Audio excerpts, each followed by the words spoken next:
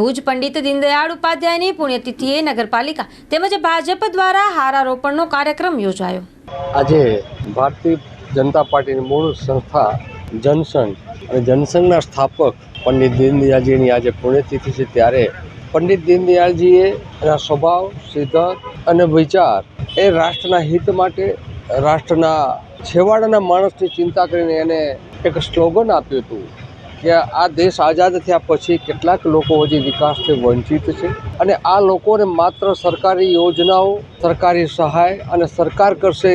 એ પૂરતું પહોંચી કદાચ ન પણ શકે, ત્યારે એને એવું કહેતું હતું કે ભારતીય જનતા પાર્ટીના કાર્યકર્તાઓ સ્વયંભૂ આ સરકારી યોજનાઓમાં સહયોગ આપે, જોડાય અને પોતે પણ કંઈક આપે। તો સ્વાભાવિક છે કે સરકાર મળતી હોય પણ જ્યાં સુધી લોકોનો સહયોગ ના મળે ત્યાં સુધી વિકાસથી વંચિત છેવાડાના માણસ સુધી પહોંચવું અઘરું કામ છે। ત્યારે પંડિત દીનદયાળજીને એક વૈચારિક, એક એનું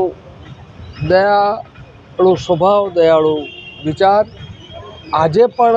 એનું અસ્તિત્વ છે। ભારતીય જનતા પાર્ટી એના જીવન મૂલ્યોમાંથી કંઈક મેળવી અને લોકો સુધી કેમ પહોંચવું, લોકોની સુખાકારી કેમ વધુ, લોકો વિકાસથી વંચિત છે એ આમ ધારામાં કેમ જોડાય, એ પંડિત દીનદયાળજીની કલ્પના હતી અને આજે પણ પાર્ટી એ વિચારને, એ સ્વભાવને, એ સિદ્ધાંતને વરેલી છે અને એના અનુસાર કામ કરે છે।